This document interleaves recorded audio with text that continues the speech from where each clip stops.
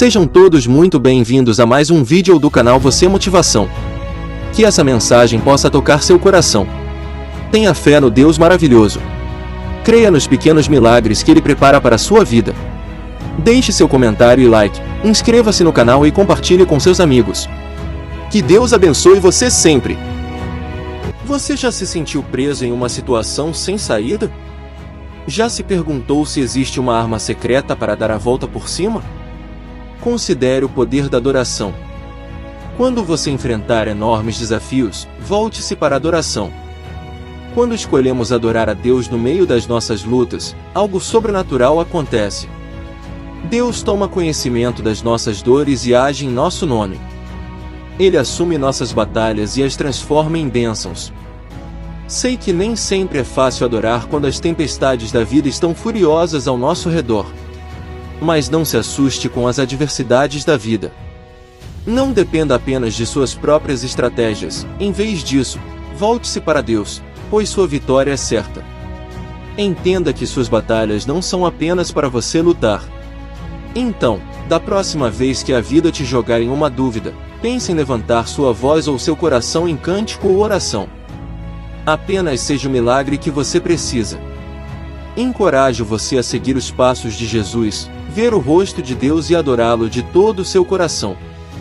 Não espere a vitória chegar antes de louvá-lo, louve-o agora, no meio da tempestade, enquanto você observa Deus agindo em seu nome. Você pode estar se perguntando, mas como a adoração transforma batalhas em bênçãos?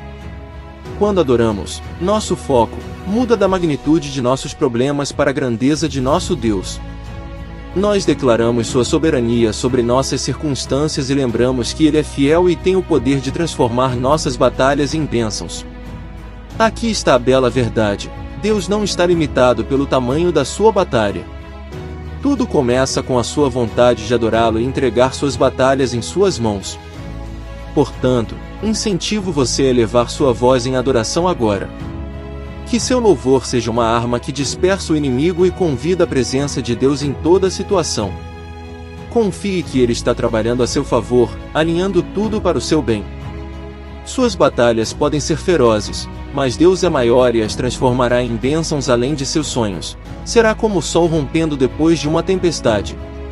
A adoração é nossa maneira de demonstrar fé, mesmo quando as nuvens parecem espessas e intransponíveis.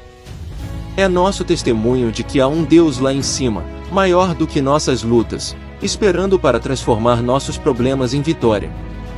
Coloque seu coração nessa verdade, e que cada cântico, cada oração reflita essa esperança inabalável. Lembre-se de que você não está sozinho nessa jornada. Deus está com você a cada passo do caminho. Portanto, adore a Deus de todo o seu coração e veja como Ele transforma suas batalhas em bênçãos. Ele quer que você compreenda que na verdade você já é vitorioso. É inspirador ouvir histórias de pessoas que conquistaram tudo na adversidade. Suas palavras ecoam no tempo, lembrando-nos de que alguém já trilhou o caminho que estamos seguindo. Se eles emergiram vitoriosos, então nós também podemos. Há um conforto indescritível em saber que nossas lutas hoje se tornarão fonte de força para alguém no futuro. Suas batalhas não são em vão, elas estão se tornando um testemunho. Uma narrativa poderosa de transformação prestes a se desenrolar. Acredite com todo o seu coração que suas batalhas serão transformadas em bênçãos. A vitória não é apenas uma possibilidade, ela é segura no abraço amoroso de Jesus.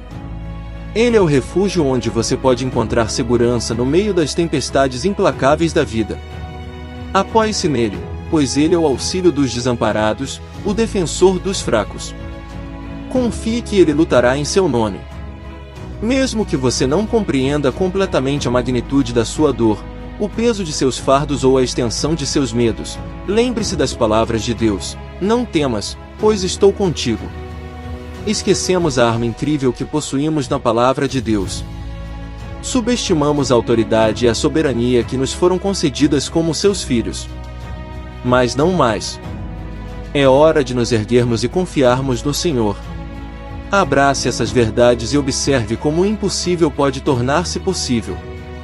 Você já adorou a Deus hoje? Se de alguma forma nosso canal o abençoou, Deixe seu comentário e like, certifique-se de se inscrever e compartilhá-lo com outras pessoas, e ajudá-las a também encontrar o Senhor. Bom vídeo a todos! Oportunidade de mais uma vez entrar na sua casa, na sua vida, falar com você, e assuma esse compromisso com muita responsabilidade. É muito bom saber que na vida nós temos a oportunidade desse encontro. Me faz crescer como padre, como cristão, como gente, como pessoa, porque todas as vezes que nós podemos partilhar a nossa vida, todas as vezes que nós temos a oportunidade de nos encontrar com alguém, nos encontrar com a vida de alguém, alguma coisa dentro de nós pode acontecer. Quantas vezes dentro dos nossos seios familiares as pessoas nos oprimem por causa disso? Primeiro porque nos olham como responsáveis por tudo aquilo que deu errado na vida delas.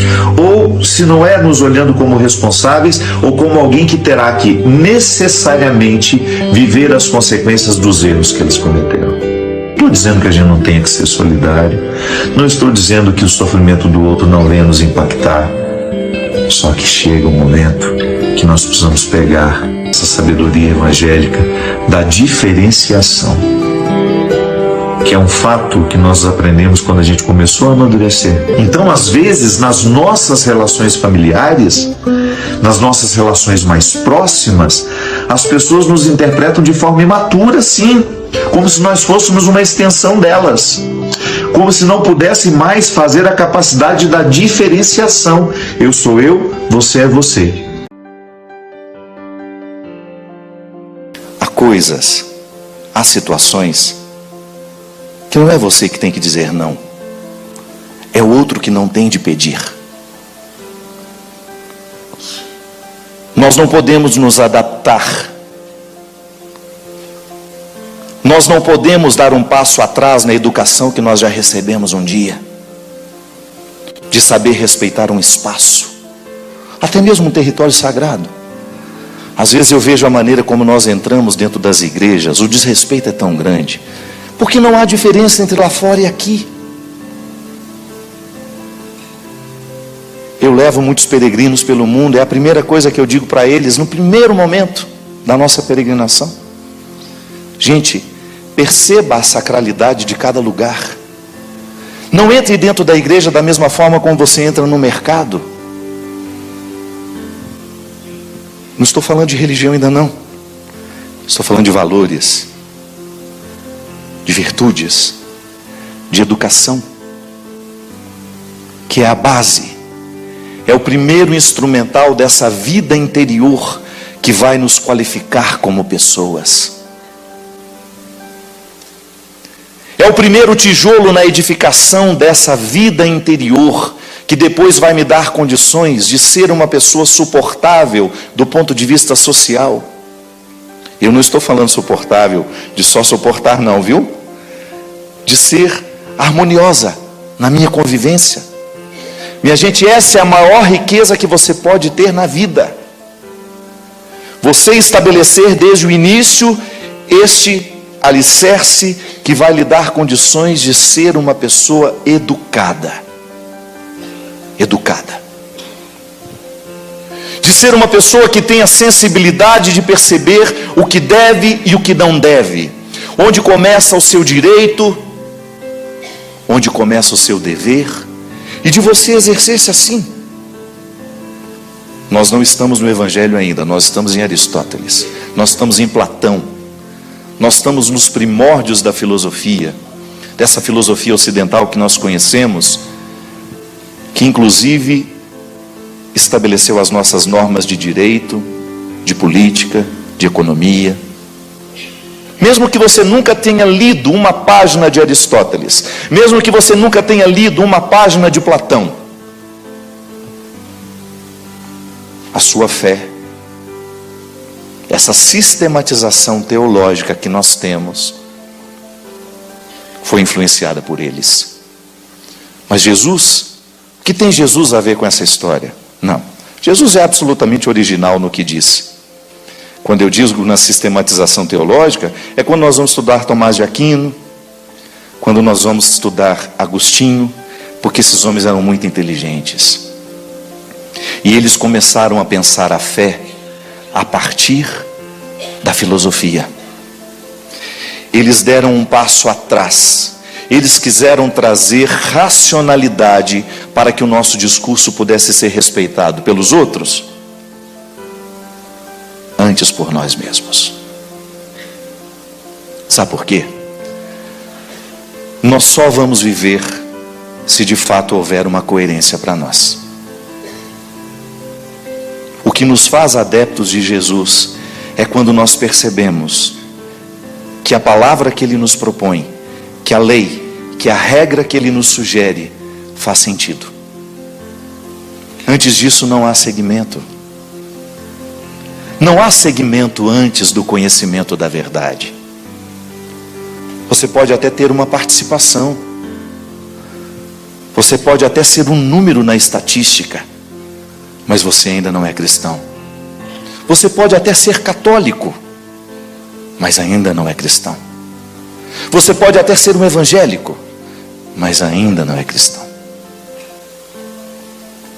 Há uma sala de estar onde nós corremos o risco de passar uma vida inteira achando que já estamos no principal lugar. A palavra de Deus na nossa vida só faz sentido quando nós percebemos a coerência. Isto é, está alinhavando com o sentido tudo aquilo que eu compreendo e sei de mim. Porque é em mim que o mistério se realiza. É em mim que Deus é possível. Ah, mas padre, então para que eu saio e vou à igreja? Para você chegar até você. Isso é fantástico. E está lá naquela passagem que Jesus se encontra com a samaritana e faz um itinerário maravilhoso de viagem interior com aquela mulher. Aquela mulher estava privada de estar no templo. Ela estava privada da geografia da fé. Jesus liberta aquela mulher na chave principal, onde todos os grilhões das suas escravidões estavam presos, colocados. Mulher, vai chegar um momento, e o momento já chegou, em que não será aqui, não será ali, não será lá, mas será em si mesmo, em espírito, em verdade. Então eu posso simbolicamente, religiosamente, sair da minha casa e ir até a igreja. Por quê? Porque lá, aquelas paredes, aquele altar, aquela liturgia, me facilita entrar para dentro de mim. E entrando dentro de mim, eu começo a viver a experiência de um confronto pessoal com Deus, que vai me mostrando cada detalhe da minha indigência, sem nunca me rejeitar.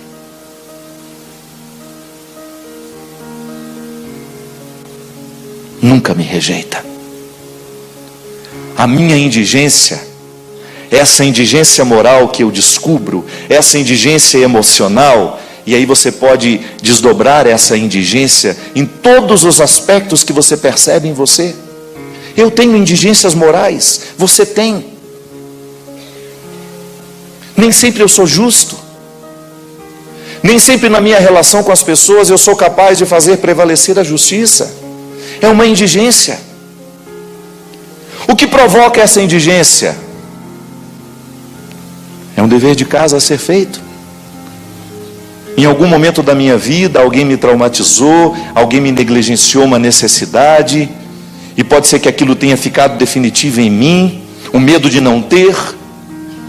Geralmente, quando a gente foi muito pobre na infância, a gente leva um tempo para ser generoso depois que a vida nos deu alguma coisa. Não é verdade? Há pessoas que não.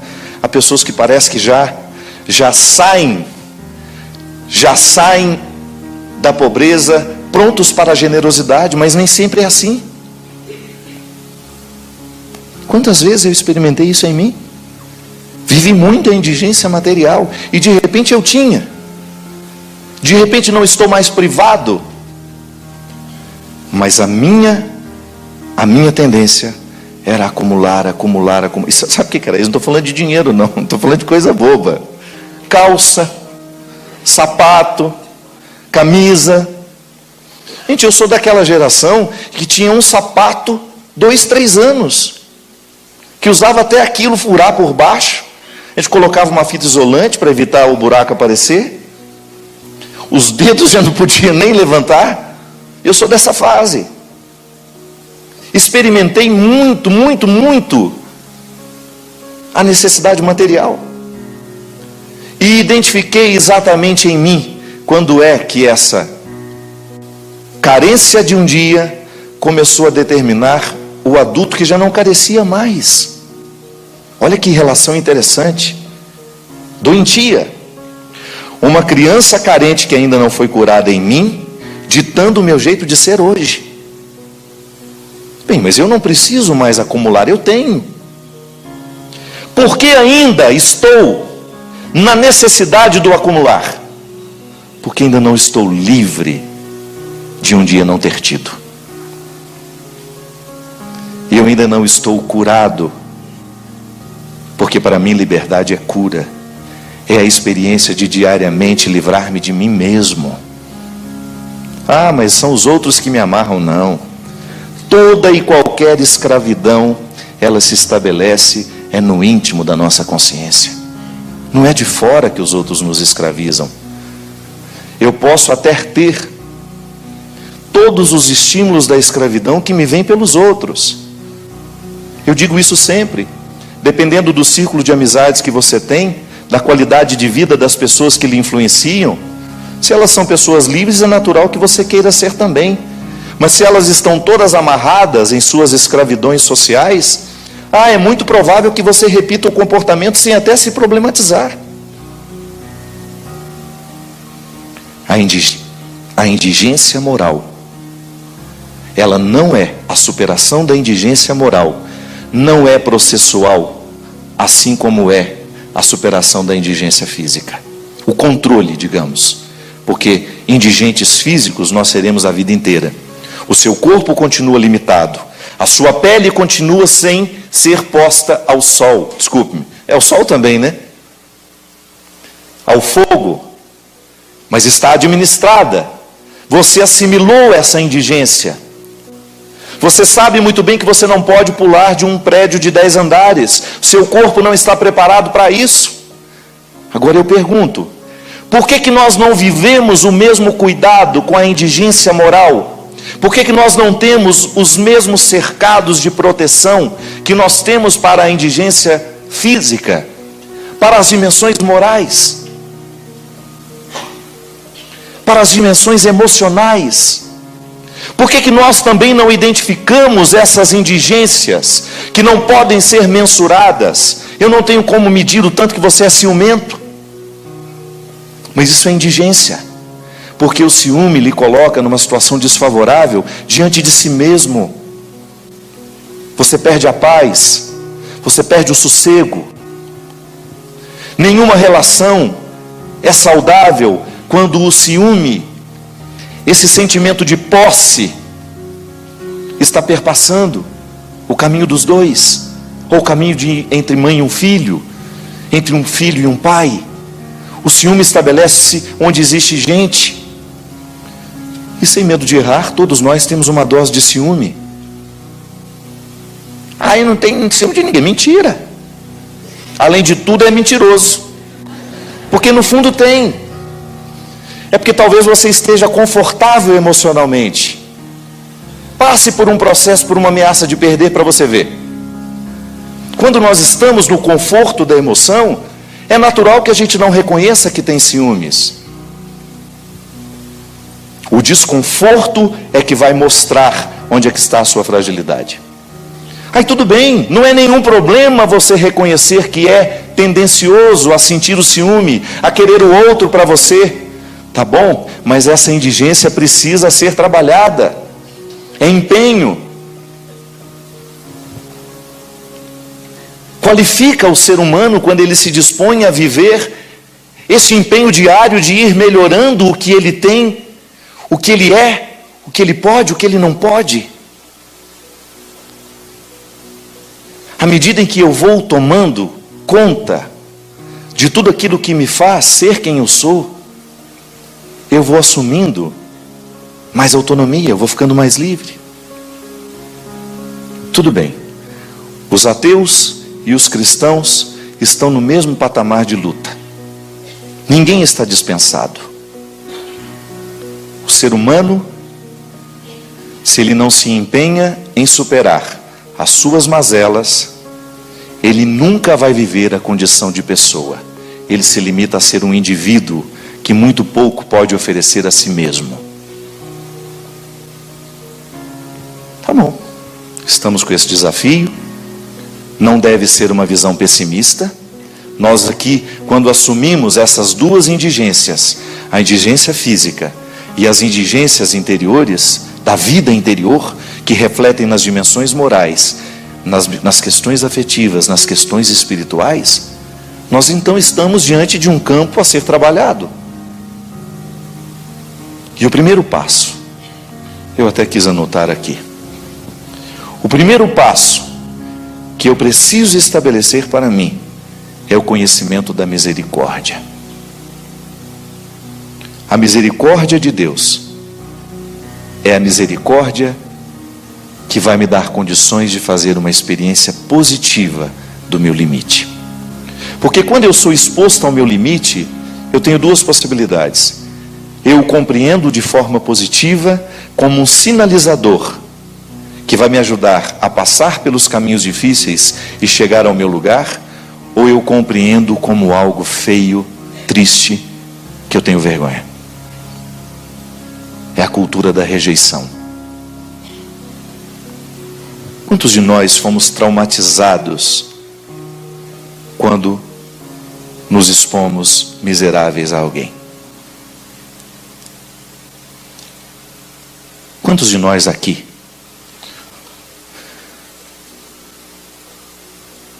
criamos uma rejeição interior por nós mesmos?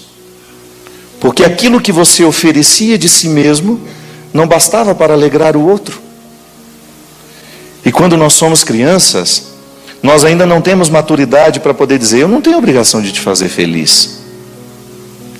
Isso é com o tempo que a gente vai ficando livre disso. Não é assim? Só o tempo vai nos amadurecendo para perceber: olha, se você gosta de mim, que bom. Se não, há bilhões e bilhões de pessoas no mundo que você possa gostar.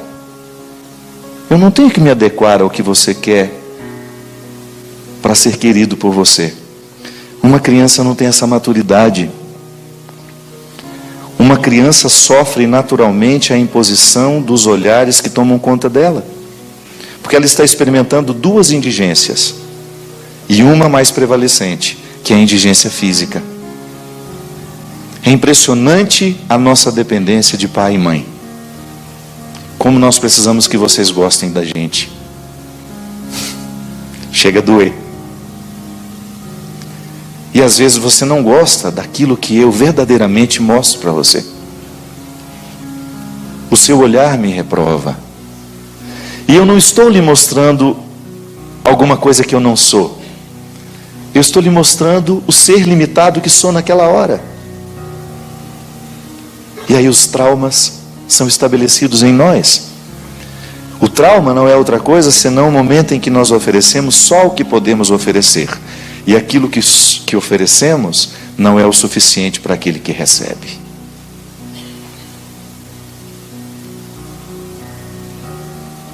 Então crio dentro de mim uma indisposição a essa verdade. Então eu começo a fingir. Finjo que sei. Isso na sala de aula é tão presente, não é? Tem professoras aqui? Tem? Vocês sabem do que eu estou dizendo? Aquela pergunta fatídica depois que uma professora de matemática explica a equação, aquela equação complicada para papá. Entenderam? E olha para trás. Aí você é doido para falar que não, é a maioria. Acabou, destruiu. Destruiu toda e qualquer possibilidade de você mostrar a sua fragilidade. Eu não entendi com a mesma rapidez que você. E tenho vergonha de dizer isso. Onde começou isso, minha gente? Com aqueles que tiveram a primeira ascendência sobre nós. Nós não somos por acaso. Em algum momento da vida a gente começou a se rejeitar, porque o outro não aceitava o pouco que a gente poderia oferecer. E não é nenhum problema a gente ter tão pouco para oferecer.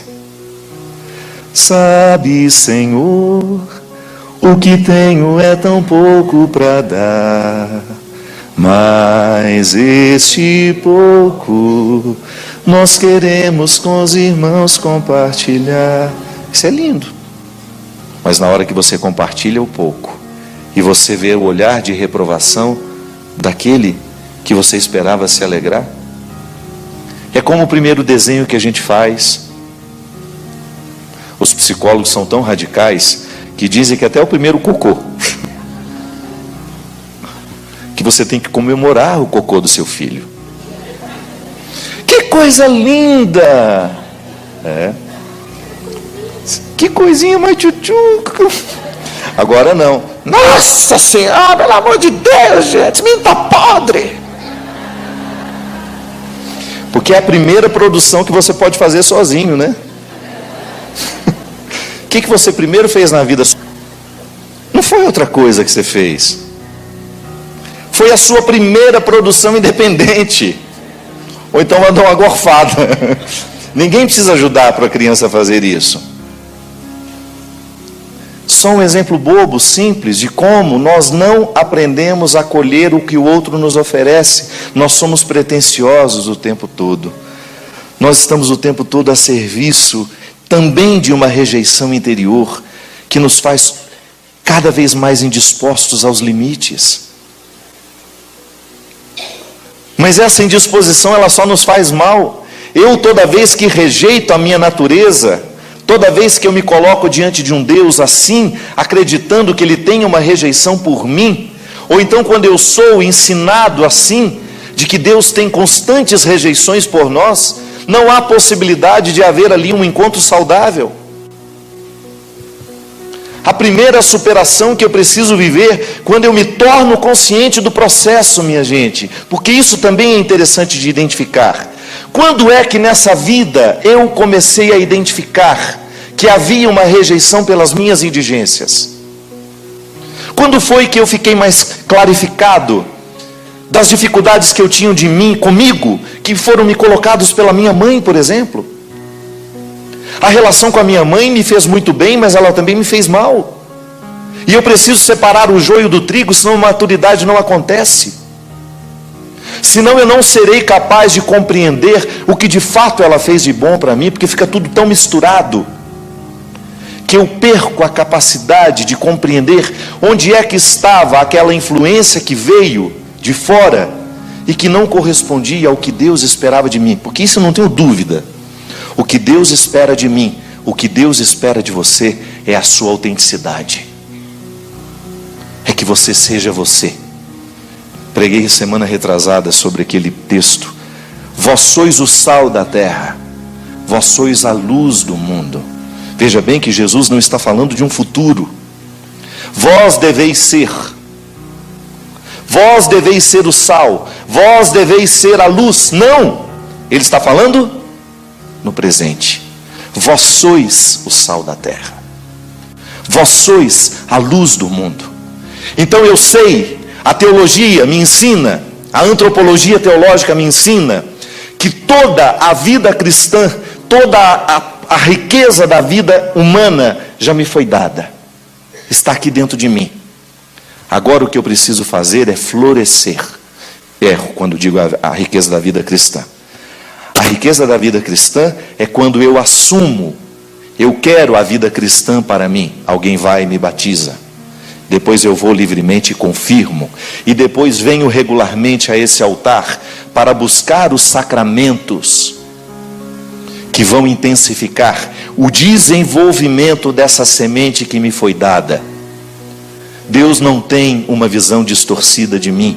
Os outros até podem ter, eu posso ter, mas a visão que Deus tem de mim não é distorcida. E a Ele eu devo satisfações. Eu não posso criar a minha vida para agradar as pessoas, se eu estou desagradando aquilo que Deus colocou em mim como a semente mais original que Ele podia criar. E somos todos originais. Eu não tenho o direito de rejeitar essa semente que Deus colocou em mim, que faz ser quem eu sou. Eu não posso, é o pior pecado que eu posso cometer na vida, é abrir mão de ser quem eu sou. Padre, mas como é que então nós vamos conciliar essa afirmação que o senhor faz com essa história que a gente escuta a vida inteira de que nós precisamos deixar Deus fazer em nós, que nós precisamos curvar a nossa cabeça, que nós precisamos fazer a vontade de Deus?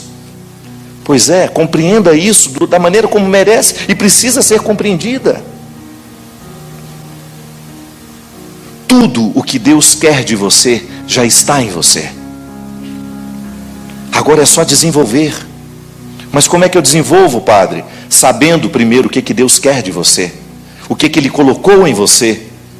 Não morra ignorante, não morra sem saber tudo o que Deus deixou em você. Não morra sem saber todas as virtudes que o Senhor depositou na sua vida, na sua estrutura humana. Você é único, você é uma riqueza. E pode ser que você tenha sido estragado por muitos indigentes que não souberam administrar as suas indigências interiores. Porque onde existe alguém que não sabe administrar uma indigência interior, ali existe um estrago que contamina muitos que estão ao lado. Eu, como padre, pense no estrago que eu posso fazer se eu não tiver uma honestidade diante de mim mesmo. Eu, toda vez que eu tenho a oportunidade de pregar o Evangelho, eu quero despertar o que as pessoas têm de melhor. Eu preciso cada vez mais trabalhar essa perspectiva em mim, para que isso repercuta naturalmente nos que estão de fora. Quando eu ensino a misericórdia, eu não estou falando de uma condescendência com o pecado. Eu estou falando de um caminho que nos permite chegar à nossa verdade. Então agora eu sou um limitado, eu sou um indigente, eu vou passar a mão na minha cabeça o tempo todo. Não, é o contrário, eu vou me pôr para correr. Vai fazer o que precisa ser feito.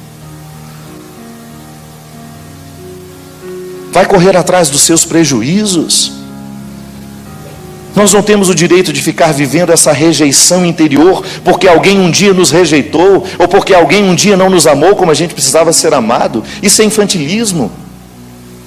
Eu não tenho o direito de justificar os meus erros, porque alguém errou comigo. Não tenho o direito. Eu tenho que cavar com profundidade a minha existência, para descobrir nos meus dias, onde é que se abriga essa força. E lá, quando você tem contato com você, quando você descobre o que você rejeita em você, que não deveria ser rejeitado, você começa a encaminhar muitas soluções na sua vida. Primeira coisa, não rejeite o seu pecado, não tenha medo dele não. Qual é? Isso eu não faço. O ateu de ontem nos deu uma lição de cristianismo. Sim, sou invejoso. E porque sou invejoso, eu sou capaz de falar mal do Padre Alexandre, sou capaz de criticar as atividades dele. E aquele padre?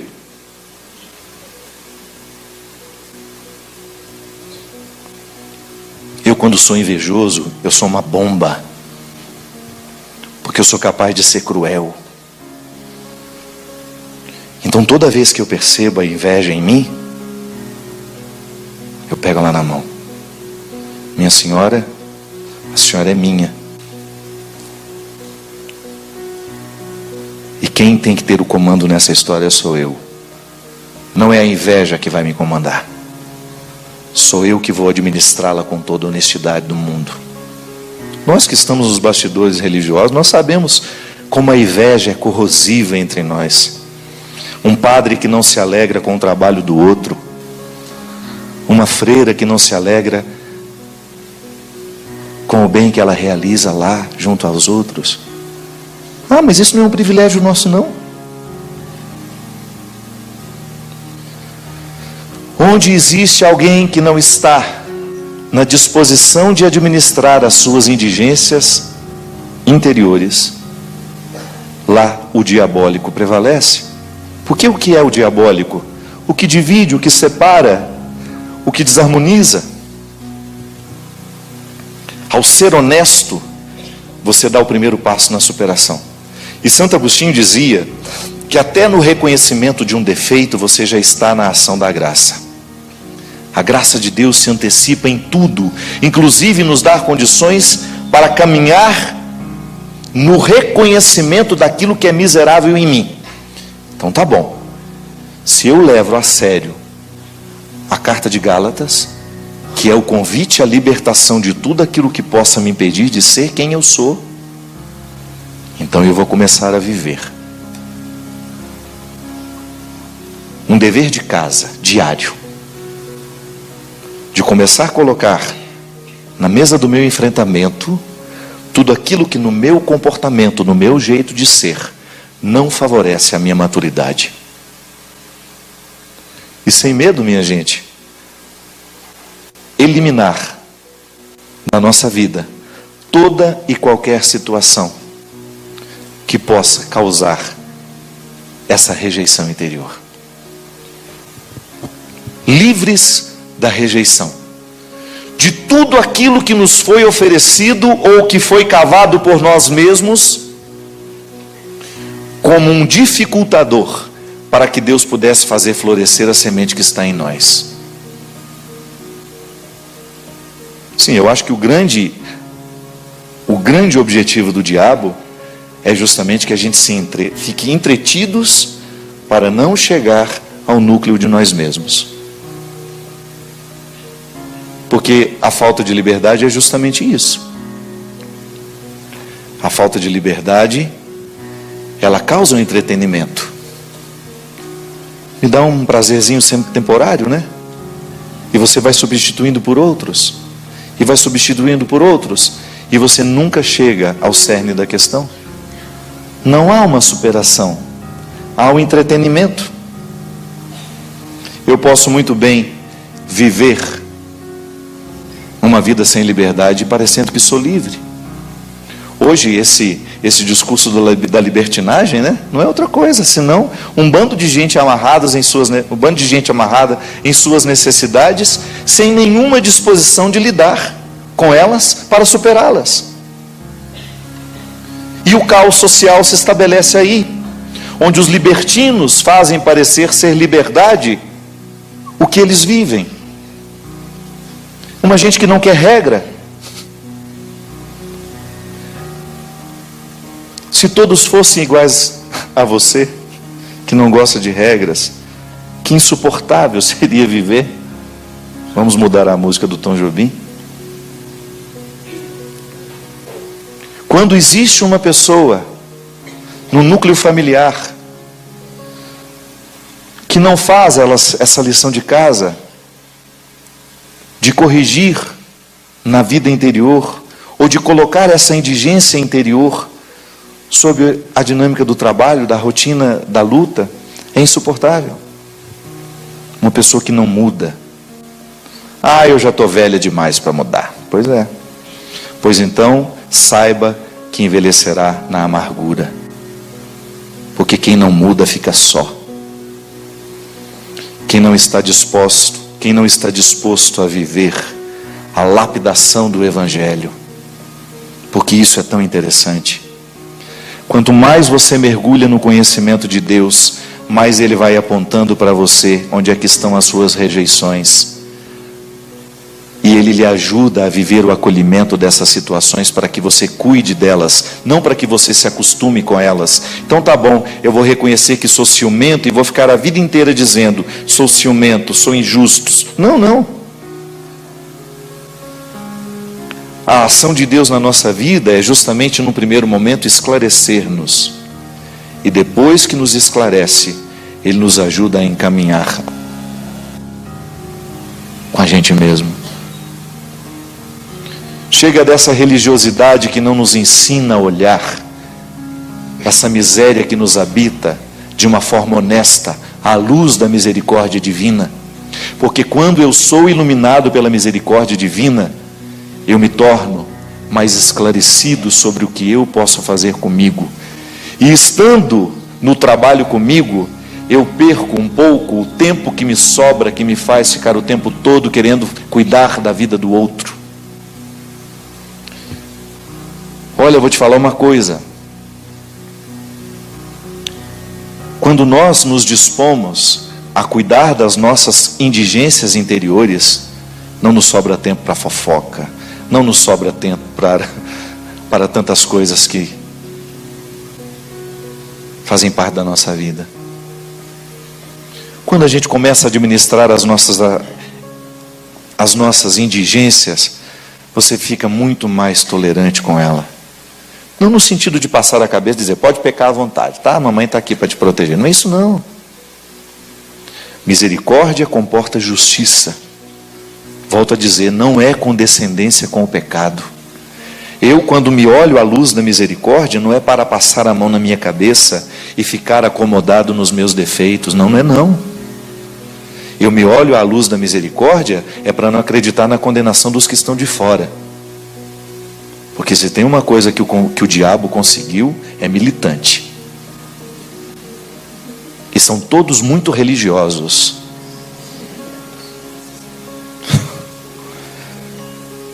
Estão todos muito militantes.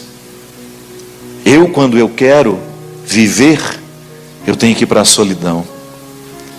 Quando eu quiser viver uma relação justa comigo, eu tenho que fechar todas as portas das condenações, inclusive das rejeições que me foram colocadas, que também me condenam. Aí, se eu não entro no Santo dos Santos, o lugar onde só cabe um, nada acontece. Se eu quiser falar com Deus, tenho que ficar a sós. Tenho que apagar a luz. Tenho que desfazer os nós do sapato, da gravata, dos meus sonhos, dos desejos. Tenho que esquecer a data. Tenho que perder a conta. Tenho que ter a alma e o corpo nu. Se eu quiser falar com Deus, eu tenho que lamber as escadarias de toda e qualquer vaidade que eu tenho em mim. Limpá-la, eu tenho que sangrar tudo que em mim é um obstáculo. No Santo dos Santos, você não entra com seus diplomas, com seus discos de ouro, com seus colares, com suas titulações.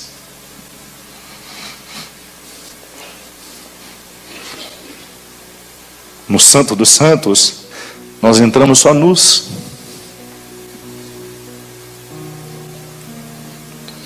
Talvez seja a coisa que mais me dói como homem. Não é como padre. Talvez seja o sentimento que mais me machuca. É quando eu vejo um discurso religioso negando a outro o direito de ser recebido por Deus.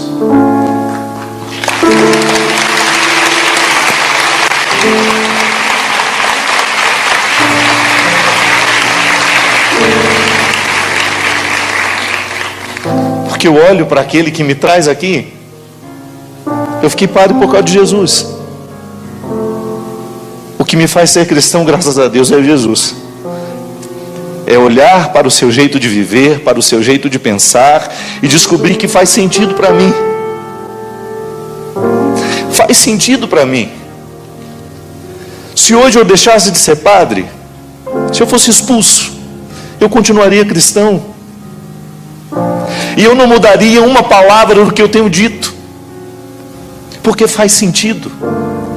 E para mim o especial é perceber que o sentido que eu percebo dentro de mim está alinhavado pelas Escrituras. Jesus não dispensou ninguém que fosse honesto, minha gente.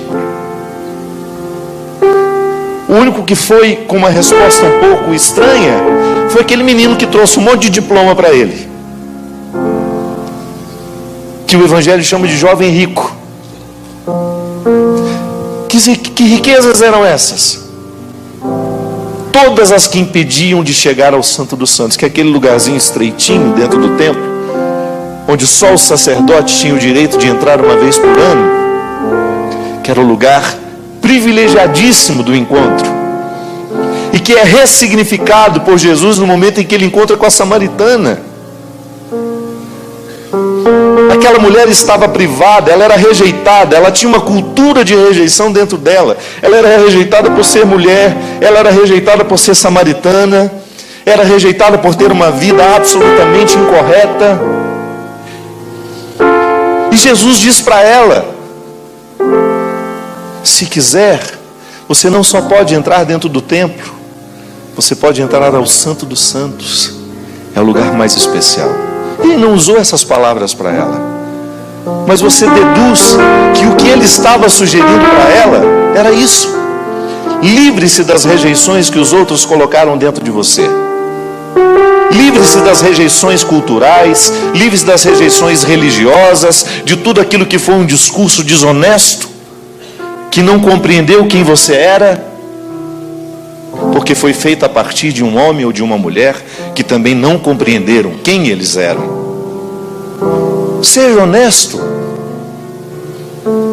Quando for evangelizar alguém, quando for evangelizar os seus filhos, seja honesto.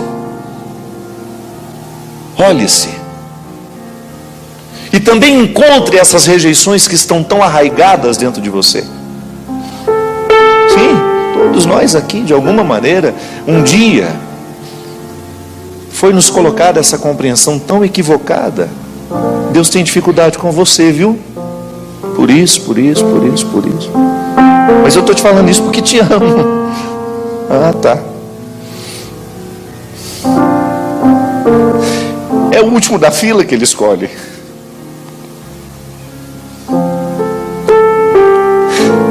Você olha para os apóstolos, os discípulos que Jesus quis com ele. Eu não escolheria nenhum deles.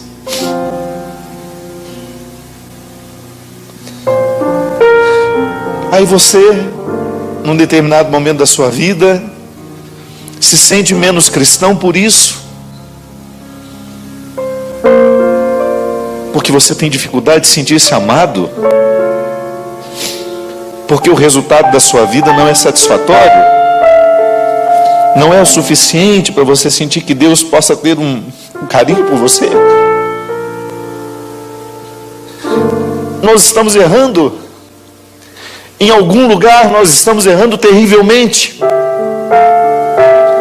Porque se nós provocamos isso nas pessoas, se nós estamos colocando uma indisposição entre elas e Deus,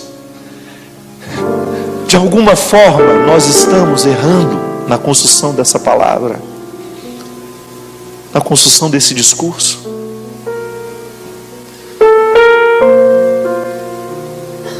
Eu não sei o que restou de você, eu não sei quantos anos você tem de cristianismo,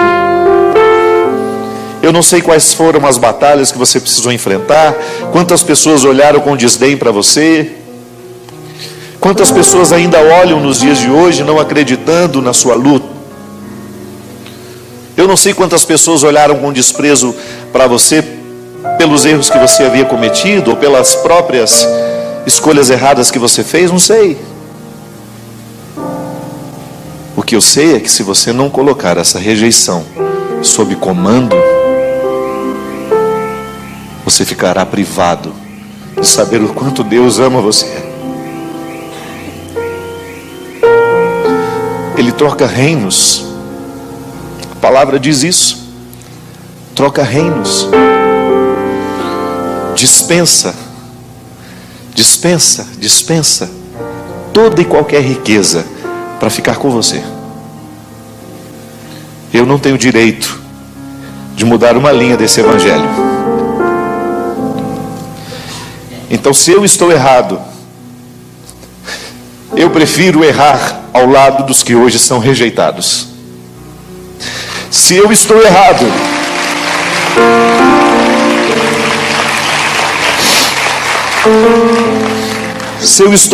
nas minhas convicções que me foram dadas pela minha experiência com Jesus, eu não me importo de ser condenado depois, porque essa condenação em vida eu não quero viver. Saber que em nome de Deus eu desprezei alguém, saber que em nome de Deus eu tornei a vida de uma pessoa pior do que já era, essa condenação em vida, minha gente, eu estou consciente que não quero viver. Volto a dizer, não sou um homem conivente com o pecado. Não.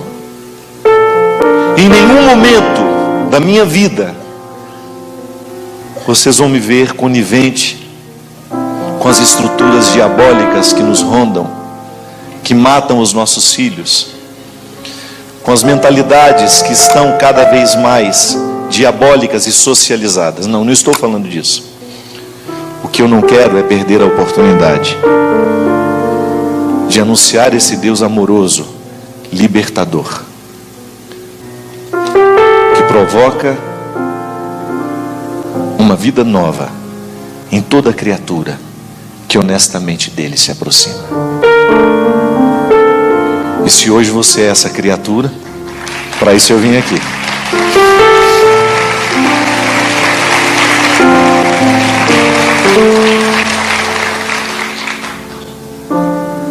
Você pode ter certeza que eu sou um homem de muitos erros, de muitos defeitos, mas eu não perco de vista o amor que Deus tem por mim. Não estou acomodado nos meus pecados e nem tampouco quero me acomodar neles. Já cometi muitos, mas eu não rejeito nada do que eu fiz nessa vida, porque é justamente o que eu fiz na minha vida, de certo e de errado, que me trouxe aqui hoje e que me... Para isso você faz direção espiritual, para isso você reza, para eu encontrar os que estão querendo o mesmo que eu. Eu quero essa melhor versão, gente. Eu não quero morrer sem o download de tudo que eu posso. Sabe, quando eu sei que Deus colocou dentro de mim um ser humano tão bonito, eu quero fazer ele vir para fora. Ontem, quando o professor falava, eu falei, meu Deus, como nós somos ignorantes, né? Vocês não sentiram vontade de estudar ontem, não? Eu senti. Se tivesse uma faculdade aberta, eu ia lá me matricular para o vestibular.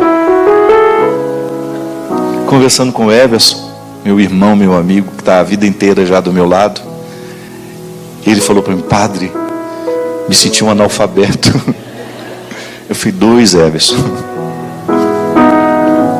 É tão bom a gente ver uma pessoa sábia, um conhecimento, articulando tudo aquilo que a cultura lhe deu. E olha que ele ainda não é a melhor versão. Daqui 10 anos esse homem vai estar mais brilhante ainda, mais brilhante, mais brilhante. O apóstolo Paulo foi assim. Aquela versão, quando caiu do cavalo, nossa, matava a gente. Mandava matar a gente. Olha a última versão de Paulo. É essa que nos chega. Um homem brilhante que conseguiu compreender a liberdade humana, que compreendeu Deus inerente ao homem, o homem inerente a Deus. Quando eu olho, eu não sou ainda a última versão que posso. Tenho tanta coisa a buscar dentro de mim. Então, para isso, eu preciso olhar bem para as pessoas que eu deixo me influenciarem. Sabe, isso é sério. Se eu insisto numa ambiência fútil, esqueço, não vou crescer. Agora, se eu me cerco de situações e pessoas que vão me ajudar a avançar, 5 pessoas? Existe a média, né? Falam que o estudo que nós somos a média das 5 pessoas que a gente mais convive. Se a gente convive com pessoas que nos influenciam de forma negativa, a gente vai se tornando como elas. Sério isso, né? Quem são as suas 5 pessoas? Quem são as pessoas que lhe influenciam? Quem são as pessoas que você lê? Obrigado. Quem são as pessoas que você lê? Como vivem? Sabe? Isso é sério. Está aí dentro, mas se você não fizer esforço, não cresce da mesma forma como fossa, como crescem seus ossos. Vida interior é labor auxiliado pela graça. Quem não crê em Deus, descobre na vida virtuosa uma forma de controlar as indigências. Nós que cremos em Deus, temos ainda o auxílio da graça, que é toda a compreensão de fé que nós temos de que Deus nos ampara para que diariamente a gente possa superar essas indigências. Eu acredito mesmo na possibilidade de administrar essas indigências, que parte da própria conscientização delas, né? Eu acho que não pode haver uma vida cristã se não há um primeiro encontro com essa indigência, um acolhimento dessa indigência, a libertação das rejeições. Se eu vivo uma rejeição por aquilo que eu sou, se eu ainda não assimilei o ser limitado que eu sou, eu nunca vou conseguir potencializar o ser que sou. Agora, a partir do momento que eu vivo uma experiência amorosa, que não é de condescendência, eu não vou ficar condescendente com a minha fraqueza, mas eu vou acolhê-la de forma amorosa, eu inicio então, a partir dessa graça de Deus que me auxilia, uma superação. E é um fator importante também, né? Porque não se trata só de reconhecer e de falar, por exemplo, sou uma pessoa ciumenta, sou assim. Não. Esse é o primeiro passo, mas é preciso dar o próximo, que é a transformação. Quando eu digo sou, eu estou adentrando o mistério da minha identidade. E é muito bom quando eu tenho coragem de dizer o sou àquele que está ao meu lado, porque eu vivo um comprometimento. Então, se você me reconhece ciumento, e eu sempre digo que não, dificilmente eu vou iniciar um processo de superação disso. Agora, se eu me comprometo com você, sim, eu sou mesmo, eu passo a viver um comprometimento com aquilo que eu disse a você. Então, a minha identidade fica partilhada. Eu começo a sair da individualidade e passo a viver como pessoa, que é justamente o dispor de mim para dispor-me aos outros. E aí é o caminho da cura, Aí né? é o caminho da cura, porque a consciência iluminada, ela nos encaminha naturalmente para as soluções. E é muito interessante quando eu identifico que muitos processos humanos ficam paralisados justamente porque eles não estão conscientes do que precisam. Então, não existe superação quando não há consciência. Todo processo terapêutico parte do acolhimento daquilo que precisa ser curado. E se num processo a pessoa consegue detectar sentimentos de rejeição e tudo mais, a certeza de que nós somos amados por Deus pode ser um passo fundamental também, né? Porque a gente não tem nem mais direito de ficar sofrendo. Se ele me Deus quer que assim, nos ama justamente, se ele me quis assim, ele não tem dificuldade comigo assim, embora ele quer que eu traga para fora o que eu tenho de melhor, porque essa é a relação de pai e filho.